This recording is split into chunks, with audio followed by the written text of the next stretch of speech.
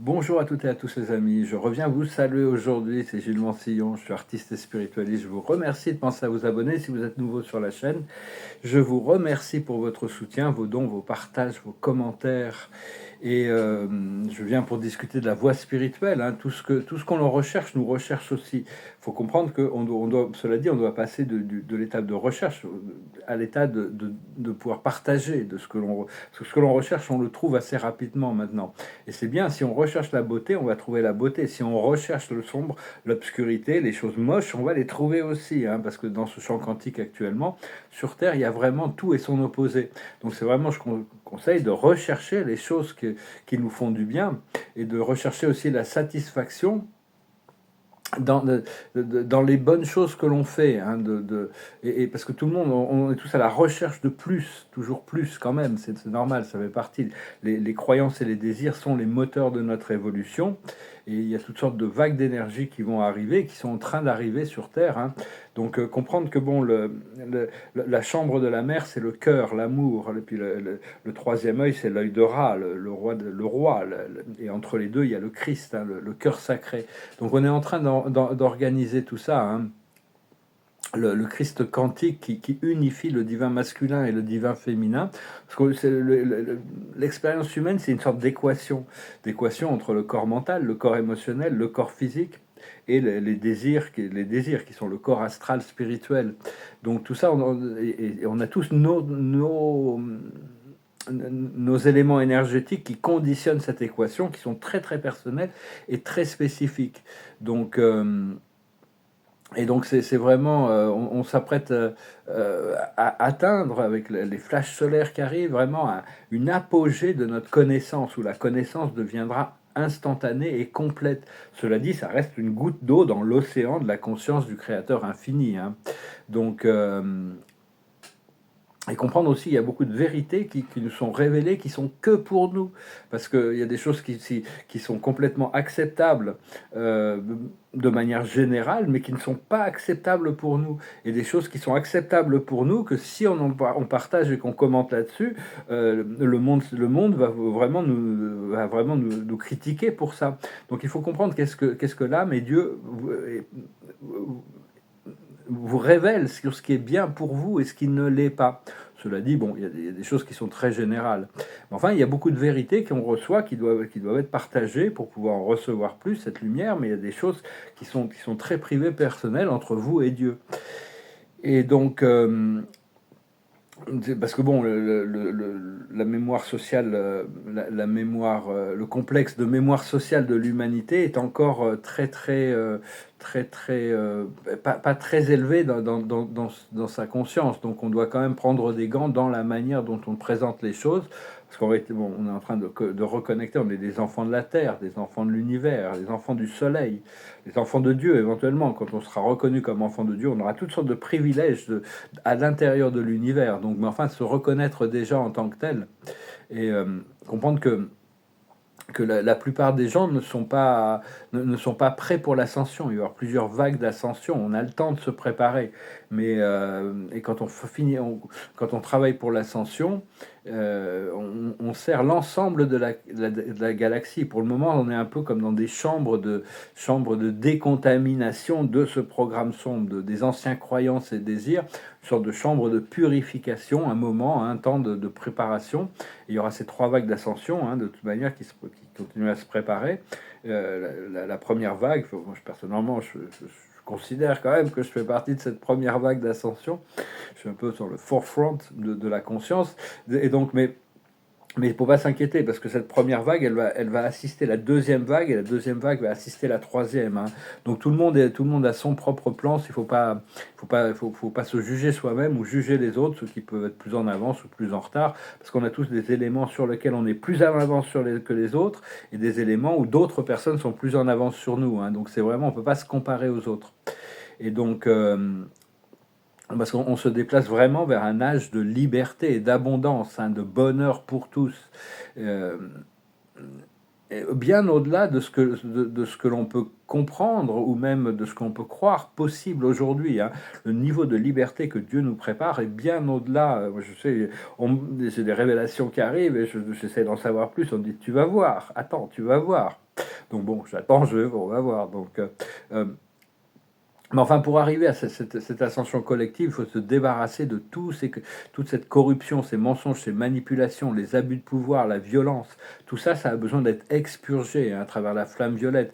Il va y avoir des exodes à travers ces vagues. Quand les vagues de l'ascension, il y en a qui vont ascensionner, mais il y a toutes sortes d'exodes d'âmes qui ne sont pas du tout prêtes pour ça, qui, au fur et à mesure, qui vont quitter la planète pour aller continuer leur programme de réalité sur une autre planète ou dans d'autres plans.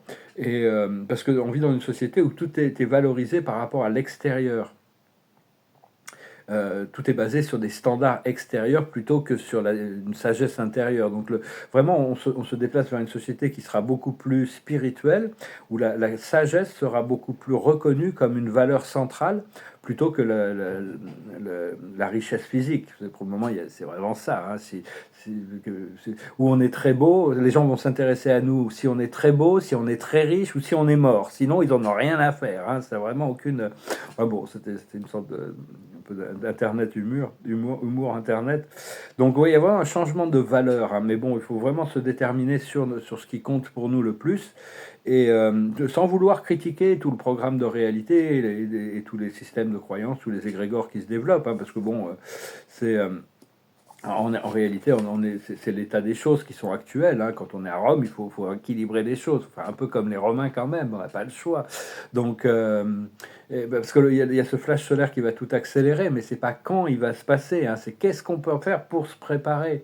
Quel est notre procédé d'intégration de ces vagues d'énergie de la 7e dimension, notre point central de concentration intérieure. Parce que l'ego, c'est la croyance de la séparation avec la source. Et le corps est sous la dominance de l'ego. Donc, à partir du moment où le corps revient sous la dominance de l'âme et de l'esprit, il n'a plus besoin de vieillir, il n'a plus besoin de mourir, il n'a plus besoin de souffrir. Hein. Et toutes ces croyances de la survie et de la mortalité sont très ancrées. Tout ça est dessiné spécifiquement pour empêcher l'ascension et la liberté de l'humanité par des êtres qui se nourrissent de ces énergies. Donc maintenant, c'est à nous de nous déprogrammer, c'est pas de leur faute. Eux, ils font ce qui est dans leur conscience. Donc c'est à nous de nous déprogrammer et nous détacher de tout ce système ce système limité. Et donc on doit recommencer à vivre plutôt que d'essayer de survivre. Hein. C'est pas, des fois on n'a pas le choix, on est obligé de pousser dans nos retranchements, faut pas s'en vouloir. Mais enfin, on doit établir notre priorité, notre développement personnel et notre connexion à la source, à notre lumière intérieure comme une priorité. Et chercher toujours le point d'équilibre entre les choses, hein, parce que bon, il y a toujours quand même cette nécessité d'équilibrer les choses, et donc, mais enfin, de plus en plus conscient de notre connexion avec notre source, et ce que l'on cherche, c'est plus de connexion avec cette source, même là-haut, quand on aura ascensionné, on cherchera encore plus de connexion avec la source, parce que bientôt on pourra puiser dans l'énergie infinie de l'éther et on aura toute l'information de l'esprit cosmique. Hein. Donc tout ça, c'est tout ce qui se prépare. Beaucoup de joie, de développement qui se prépare. Alors je vous remercie de votre présence, de votre travail pour l'ascension, pour le bien-être collectif. Je vais tirer quelques cas. Je vous remercie pour vos dons, je vous remercie pour vos partages, vos commentaires et pour vos likes, et de ne pas oublier de souscrire. Je vais finir avec une chanson aussi. Ce qu'il y a, c'est que la carte de la journée, c'est tourner en rond. C'est-à-dire que on va continuer à tourner en rond jusqu'à ce que... Ah oui, ça y est, Eureka, j'ai trouvé, j'ai compris. Et on peut changer quelque chose, et à ce moment-là, le cycle avance. On va tirer une carte pour voir ce que Ganesh veut nous dire aujourd'hui. Donc il ne faut pas trop s'inquiéter, des fois on tourne en rond, des fois on avance, hein. Des fois c'est quand on pense tourner en rond qu'on avance, quand on pense avancer on s'aperçoit qu'on tourne en rond. Donc Ganesh, lui, nous parle de courage, le courage d'adresser, de perfectionner son caractère, d'adresser nos ombres à l'intérieur, de faire des sauts quantiques, de dépasser nos limitations. Alors, ce que cet oracle nous dit, c'est de flotter avec le courant, hein. On doit continuer à flotter avec le courant, aller avec le flot plutôt que dans la résistance. Puis on tient un oracle avec l'oracle de la Lune. Qu'est-ce que la Lune veut nous dire ? la fin d'un cycle difficile approche. Donc voilà, c'est vraiment ce que l'esprit m'annonce aussi, de manière directe et très personnelle. Donc voilà, la fin du cycle difficile approche. Donc soyons déjà dans la réjouissance et l'acceptation de cette liberté, de cette vision paradisiaque d'une vie idéale et parfaite qui vont se présenter devant nous. Donc, je vais finir avec une chanson qui me passait par la tête. C'est une chanson qui avait à une époque, il y avait une connexion émotionnelle. Maintenant, c'est plus pour l'idée de la chanson qui nous parle du vent du changement, de la liberté. It goes like this. I follow the Moskva and down to Gorky Park, listening to the wind of change. An August summer night, soldiers passing by, listening to the wind of change.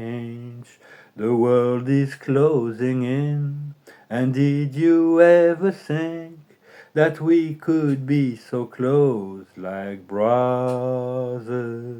The future's in the air, can feel it everywhere, blowing with the wind of change. Take me to the magic of the moment on a glory night, where the children of tomorrow dream away in the wind of change. Walking down the street, distant memories are buried in the past forever. I follow the Moskva and down to Gorky Park, listening to the wind of change. Take me to the magic of the moment on a glory night, where the children of tomorrow share their dreams with you and me. Take me to the magic of the moment on a glory night, where the children of tomorrow dream away in the wind of change. The wind of change blows straight into the face of time, like a storm wind that will ring the freedom bell for peace of mind. Let your balalaika sing what my guitar wants to say. Take me to the magic of the moment on a glory night, where the children of tomorrow tell their dreams with you and me. Take me to the magic of the moment on a glory night, where the children of tomorrow dream away in the wind of change, in the wind of change. Les enfants de demain partagent leurs rêves avec vous et moi. Les enfants qui arrivent sont vraiment sont des âmes très avancées. C'est quelque chose de revenir. C'est une chanson qui avait été écrite au moment de la chute de la mur de Berlin. Bon, c'était quand même à la fin d'une époque très très tendue. L'humanité avait créé 900 fois plus de bombes atomiques, pouvait détruire la Terre 900 fois avec toutes on est passé par la catastrophe de nombreuses fois pendant cette période. C'est aussi le novembre 1989, je m'en souviendrai toujours, parce que c'est là où mes premiers tableaux sont apparus. C'est des grandes toiles écrites avec des textes philosophiques de Confucius, Lao Tzu, la vérité par Dieu. Et donc je me souviendrai toujours de cette période. C'était vraiment en novembre 89. C'est mes premiers tableaux. C'était coincé. Je sais pas si c'est moi qui ai influencé le mur ou si c'est le mur qui a influencé mes tableaux, mais les murs sont tombés à ce moment-là. Et donc c'était l'observateur de la journée, c'est le bien-être. C'est continuer à cultiver le bien-être le plus possible. Ce qu'il faut, la sagesse, c'est le renouveau. Il y a vraiment ce renouveau, the wind of change, le vent du changement. Ce qu'il faut comprendre, c'est l'indulgence. C'est-à-dire, faut pas être trop sévère, mais faut pas être trop indulgent non plus. Ce qu'il faut faire, c'est voir les potentialités. Qu'est-ce qui est potentiel qu'on a envie de rendre actuel, et l'aboutissant, ça va être la lumière. Donc par rapport à l'indulgence, ce qu'il faut comprendre, il faut trouver quand même le réconfort, il faut arriver à se réconforter, faut s'aligner avec notre mission, il faut continuer à cultiver nos rêves. Et par rapport aux potentialités, il y a le pardon, il faut pardonner quand même, malgré tout ce qu'on a pu nous faire subir. Il faut cultiver la joie, le bien-être, le rire, la légèreté, et devenir maître de l'énergie, donc sur les plans causals, le monde des causes, devenir le magicien, le maître de la souveraineté de toutes les énergies qui nous traversent. Voilà les amis, je vous souhaite une bonne journée, je vous dis à très bientôt et je vous remercie pour tout. Namaste.